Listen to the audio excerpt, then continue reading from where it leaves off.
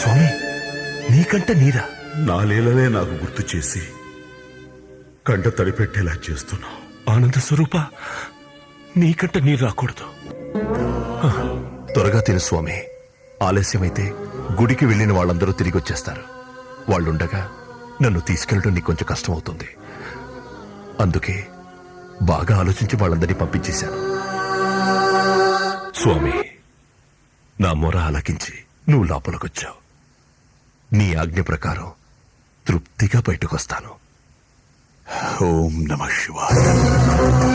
రానివ్వను. నా ప్రాణాలున్నంత వరకు ఆయన్ని కడప దాటి కాత్యాయని, అంటే మృత్యు ధర్మాన్ని అడ్డుకోవాలని ఆశిస్తున్నావా? లేదు స్వామి, మీ ధర్మానికి అడ్డు రావడం ధర్మం కాదని నా బిడ్డ చనిపోయినప్పుడు ఆయన నాకు తెలియజేశారు.